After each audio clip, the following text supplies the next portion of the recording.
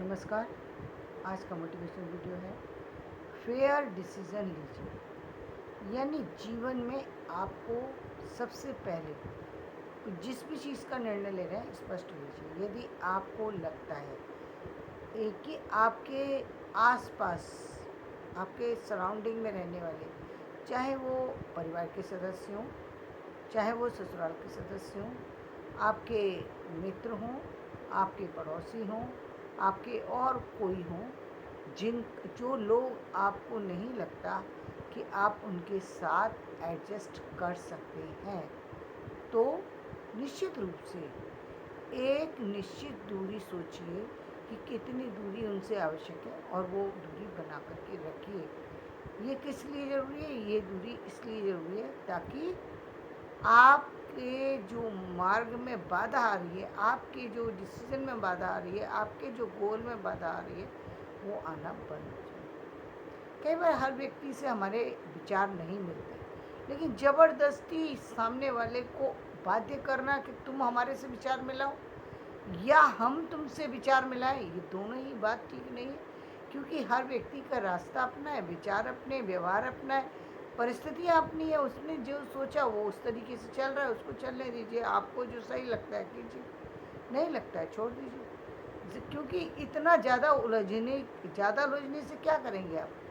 पहली बात तो आप कहीं ना कहीं अपना नुकसान करेंगे। अपना नुकसान क्या करेंगे? यदि मान लीजिए सामने वाले के साथ में आप सही हैं, आपके रास्ता सही है। जैसे हम बात करते हैं विभीषण की, विभीषण का रास्ता सही था और रावण का रास्ता गलत था।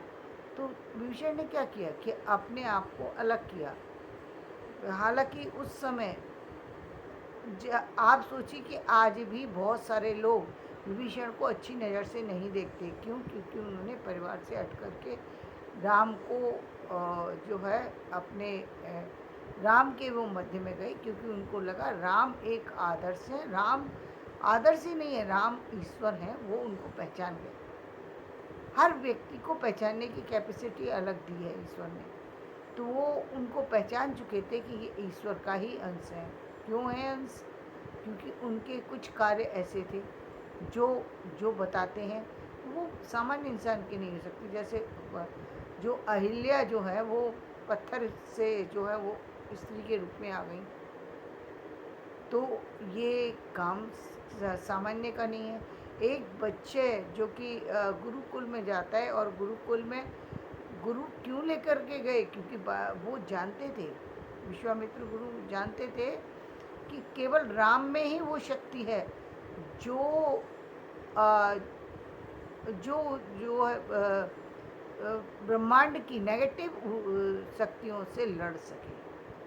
सिर्फ ब्रह्मांड के नेगेटिव शक्तियों से लड़ने के लिए उन्होंने राम को ही चुना, जबकि राम बालक थे। क्यों? क्योंकि वाल्मीकि जानते थे कि राम ये बालक नहीं है, ये भगवान है, और सिर्फ इन्हीं में सामर्थ्य है जो जो ये हमारे यज्ञ की रक्षा कर सकें, वरना यज्ञ की रक्षा कोई नहीं कर सकेगा। और यदि हम यज्ञ नहीं कर सकेंगे तो इस पृथ्वी पर भूचाल आ जाएगा, तरह तरह की आपदाएं बराबर आती रहेंगी। क्योंकि पहले हवन और यज्ञ के द्वारा ही पृथ्वी पर बहुत सारी ऐसी चीज़ों का समाधान किया जाता था। अभी उनसे अलग भी हम चले गए, साइंटिफिक और भी रास्ते हमने ढूंढ लिए, लेकिन पहले सिर्फ हवन और यज्ञ, सिर्फ यही एक माध्यम था जिससे हम नेगेटिव ऊर्जा को दूर कर सकते थे।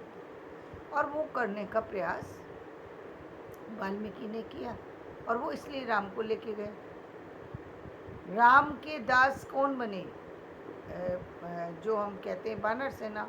बानर सेना बानर भी हो सकते हैं, और बानर सेना यदि बानर थे तो ये भी आश्चर्य की बात है, क्योंकि बानर से किसी काम को कराना ये असंभव बात है, जो उन्होंने संभव कर दी। और यदि वो बानर सेना हम नहीं मानते और हम ये मानते हैं कि वो बानर सेना यानी ग्रामीण लोग जो होते हैं वो बहुत भोले वाले होते हैं, तो जैसे बंदर का स्वभाव होता है, वो जैसे आप जैसे उसे उसके सामने काम करोगे वो वैसे ही नकल उतारने लगता है। जो ग्रामीण लोग भी होते हैं, गांव के लोग भी होते हैं, वो भोले वाले होते हैं। जैसे आप उनके सामने कहें, जो आप कहेंगे वो वैसा ही करते हैं, वैसा ही मानते हैं और वैसे ही आचरण करते हैं। इसलिए भी हम उनको भोले वाले कह सकते हैं। वो किसी के लिए मरने मिटने के लिए तैयार बहुत आसानी से हो जाते हैं। क्यों? क्योंकि इसका कारण ये, एक तो अज्ञानता है, दूसरे बहुत सरल नेचर होता है। दुनिया को जब जब तक व्यक्ति देखता नहीं है तब तक उसके अंदर दुनिया की जो बहुत सारी सी चीज़ें उसको पता ही नहीं होता कि दुनिया के अंदर क्या चल रहा है। इसलिए हम भोले वाले मनुष्य के रूप में उनको देख सकते हैं। तो वहाँ भी यदि उन्होंने उनको इतनी ताकत दे दी कि वो उनसे कह दिया कि तुम पुल बना लो, और हनुमान जी ने जो है पत्थर फेंके और समुद्र पर पुल बना दिया। तो ये भी काम किसका काम है? इस समुद्र पर कोई पत्थर नहीं तैर सकता। समुद्र तो छोड़िए, एक सामान्य कहीं भी पत्थर डालिए पानी के अंदर, पत्थर नीचे बैठ जाता है। क्यों? क्योंकि प्रकृति का जो गुण है वो यही है कि नीचे जो भार को नीचे लेती है, भार को ऊपर तो छोड़ नहीं सकती। हल्की चीज़ें सिर्फ पानी के ऊपर तैर सकती हैं, भारी चीज़ें नीचे जाती हैं। धरती उसको अपनी तरफ आकर्षित करती है भारी चीज़ों को, इसलिए वो नहीं। लेकिन पत्थर तैर गए। पत्थर का तैर जाना से भी बड़ी बात क्या थी कि पत्थर जुड़ गए एक दूसरे से। पानी में पत्थर जुड़े कैसे? कोई सीमेंट लेकर तो वहाँ पर काम कर नहीं रहा था, तो आखिर जुड़े कैसे वो पत्थर? और उन जुड़ते हुए पत्थरों, जो पत्थर हिल रहे हों, उस पर सेना चल कर के कैसे जा सकती है? सोचने योग्य बात है कि सेना उस पर चले ही कैसे? यदि पत्थर हिल रहे हैं, पानी में कोई चीज़ हिल रही है और हिलते हुए पे आप उस पर चल कर के जा रहे हैं, क्योंकि एक एक जो सामान्य इंसान है वो तो सामान्य तरीके से जाएगा, जरा भी पैर इधर उधर हुआ तो पानी में डूब जाएगा। समुद्र में डूबने के बाद तो व्यक्ति बचेगा नहीं, लेकिन वहाँ तो सारे के सारे सुरक्षित थे। तो ये सुरक्षा कैसे मिली? क्योंकि ईश्वर साथ में थे, इसलिए सुरक्षा मिली। और रावण का जब अंत नहीं हुआ तो ये ज्ञान राम को कैसे प्राप्त हुआ कि उनको नाभि में ही मारना है? इसलिए क्योंकि वो भगवान थे। कुछ चीज़ें ऐसी हैं जहाँ पर पता है कि क्या हो सकता है, क्या नहीं हो सकता है। वो चीज़ें सांसारिक नहीं है, वो संसार से परे की चीज़ें हैं, जिसमें ईश्वर की ही जो सत्ता है वो काम करती है। खैर, हम आते हैं अपने सब्जेक्ट पर। सब्जेक्ट ये था कि वाल्मीकि जो है वो विभीषण जो है, उन्होंने उनसे अपने आप को अलग कर लिया। क्यों? क्योंकि उनको काम करना था। वो चाहते थे कि मैं सद्मार्ग पर चलूँ, मैं अच्छे लोगों से जुड़ूँ, मैं अच्छा कार्य करूँ, मैं गलत संगति में ना जाऊँ। गलत जो आचरण है कि ये गलत आचरण नहीं है कि आप दूसरे की स्त्री को ही लेकर के चले। भाई लड़ाई हुई तो लड़ाई कीजिए, मुँह से लड़ाई कीजिए, जैसे भी लड़ाई करनी है वैसे कीजिए। लेकिन ये क्या कि दूसरे की स्त्री उठा ले, चीज़ें उठा ले, आग ही लगा दी, कुछ इस तरीके का काम कर दिया, तो वो तो लीक से हट के बात हो गई ना। जो बात है वो बात की तरीके से करो। तो वहाँ पर जो है, जो जो घटनाएं जो घट रही थी, जो रावण का व्यवहार था, और जिसमें बहुत सारी ऐसी चीज़ें भी बताई गई हैं जो कि हमें हमें जो है बताई नहीं जाती। तो वो कि मंदोदरी तो उनके पत्नी थी, इसलिए उनके साथ थी। लेकिन बहुत सारी ऐसी चीज़ें थी जो कि अनैतिक थी, जो कि विभीषण जिनको उपयुक्त नहीं मानता था। और कुंभकर्ण क्योंकि सोता ही रहता था और भाई का ही साथ देता था। फिलहाल दोनों भाई जो है उनके साथ में चलने योग्य विभीषण की स्थिति नहीं थी, इसलिए विभीषण ने घर ही छोड़ करके राम के आश्रय को प्राप्त कर लिया।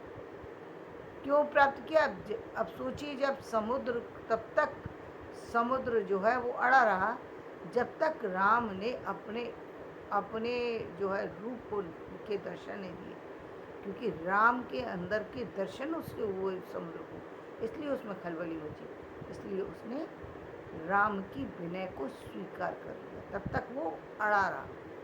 समुद्र बहुत बड़ी चीज़ है, लेकिन कब तक समुद्र था वो? जब तक उसको ये नहीं पता था कि मैं इस समुद्र के बनाने वाले के कोई को चुनौती देने जा रहा हूँ, तब तक वो अपने जिद पे अड़ा था। लेकिन जब उसको पता लगा कि अरे समुद्र पर तो शेष नैया में ही भगवान विष्णु सो रहे होते हैं, तो मुझे तो ये 1 मिनट में सुखा सकते हैं, इनका क्या है, एक पल भी नहीं लगेगा, मुझे सुखा देंगे पूरा। काँप गया समुद्र, और समुद्र अपनी स्थिति में आ गया। इसलिए उसने वो सब कार्य किए जो कार्य नहीं हो सकते थे, जो इस ब्रह्मांड की सृष्टि में नहीं आते हैं। इसीलिए पुल बन गया, इसीलिए लोग जा सके, इसलिए सब कुछ हो सके। तो वो सारी चीज़ें हुई। तो जीवन में जब हम ऐसी चीज़ों को देखते हैं जो एक्सेप्टेंस से परे हैं, तब हमें चीज़ों का पता लगता है। और उसके माध्यम से हमको ये समझना चाहिए, ये सारी चीज़ें दिखाती हैं कि हमको विपरीत लोगों के साथ रहना नहीं चाहिए। कब नहीं रहना चाहिए? जब रहने योग्य स्थिति ना हो। अब ये स्त्री और पुरुष का यहाँ पर कोई किसी तरीके की लाइन नहीं खींची गई है, ये लाइन हम लोगों ने खुद खींची थी कि एक स्त्री को घर के अंदर रहना चाहिए, एक पुरुष को यहाँ तक रहना चाहिए और वहाँ तक रहना चाहिए। देखिए, जो स्थिति समाज में है स्त्रियों की, जो परेशानियाँ उनकी हैं, वो किस कारण से हुई और किस कारण से बढ़ती चली गई? वो इसलिए बढ़ती चली गई क्योंकि स्त्रियाँ कभी बाहर निकली नहीं थी, इसलिए वो सारी चीज़ें बननी थी, वो बनती चली गई, बिगड़ती चली गई, स्थितियाँ खराब होती चली गई, हर दिन खराब होती गई। और स्थितियाँ कल भी खराब थी, ऐसा नहीं है कल खराब नहीं थी, कल भी, लेकिन पता नहीं लगता था। आज हमें पता लगता है कि ऐसा ऐसा हुआ, ऐसा ऐसा हो रहा है। लेकिन दुनिया में सिर्फ स्त्रियों के साथ ही बहुत कुछ नहीं होता, बहुत कुछ पुरुषों के साथ भी बहुत कुछ होता है, लेकिन वो पता नहीं लगता हमको। तो जीवन में हम उसके कारण से तो हम अपना मार्ग छोड़ नहीं सकते, अपने जीवन को चलाना व्यक्ति छोड़ नहीं सकता। जो भी लिखा है, जो भी होना है, वो तो एक परिस्थिति पर निर्भर करता है, समय पर निर्भर करता है। उसके लिए कुछ भी सोच नहीं सकते आप, उसके बारे में सोचना भी नहीं चाहिए, क्योंकि उससे कोई फ़ायदा ही नहीं है। आपके सोचने और ना सोचने से ये दुनिया नहीं चलती, दुनिया अपनी सोच के अनुसार चलती है। लेकिन आपको अपनी सोच के अनुसार वो उन सारे लोगों से अलग होने की आवश्यकता है जिनके कारण से आपके किसी भी काम में रुकावट आ रही है, आपके जीवन में बढ़ने में रुकावट आ रही है, आप किसी गलत चीज़ की तरफ चले जाएं। जैसे कई बार हम सुनते हैं, जब लोगों के मुंह से सुनते हैं, हम इसलिए शराब पीते हैं क्योंकि घर का वातावरण अच्छा नहीं है। अजीब स्थिति है भाई। आप उसका समाधान करने के लिए शराब ही मिली आपको। अरे यदि नहीं है तो भाई, अब साथ नहीं मिल रहा, साथ नहीं हो सकता जब स्थितियाँ ऐसी हैं ही नहीं, या आप दूर रह सकते हैं भाई। पुरुषों के पास तो ये समाधान है कि भाई कुछ दिन दूसरी जगह रह सकते हैं। यदि नहीं है भाई, एक दो दिन मिलिए, कोई ज़रूरी नहीं है कि आप, यदि आप परिवार को ही बचाना चाहते हैं तो कम मिलिए, कम मिलेंगे, कम बातें होंगी, बात खत्म हो जाएगी। यदि यदि आपको रहना है साथ तो, और नहीं रहना है तो स्थितियाँ अलग हैं। अब क्योंकि समस्या कहाँ फंस जाती है, जब परिवार बना लेता है व्यक्ति तब सोचता है। तो ये परिवार बना कर के सोचने की चीज़ नहीं है। यदि आपको नज़र आ रही है कोई चीज़, तो सामने गड्ढा है फिर भी हम गड्ढे में कूदेंगे, ये कोई समझदारी नहीं होती। उस समय निर्णय ले लेना चाहिए कि ये गड्ढा है, या तो हम भर सकते हैं इसको, तो हमारे अंदर इतनी वो होनी चाहिए कि हम उसको भर दें, ताकि उसमें फिर कभी कोई ना गिर सके। या तो इतनी पावर हो, या तो आपके अंदर इतनी शक्ति हो। और यदि आप गड्ढे को भरने की स्थिति में नहीं है, और भरवाने की भी स्थिति में नहीं है, भरने की स्थिति में नहीं है, भरवाने की स्थिति में नहीं है, तो आप उस गड्ढे को छोड़ करके दूसरी जगह अपना स्थान बनाएं, ताकि आप जीवन में सुरक्षित और सम्मानपूर्वक जीवन जी सकें।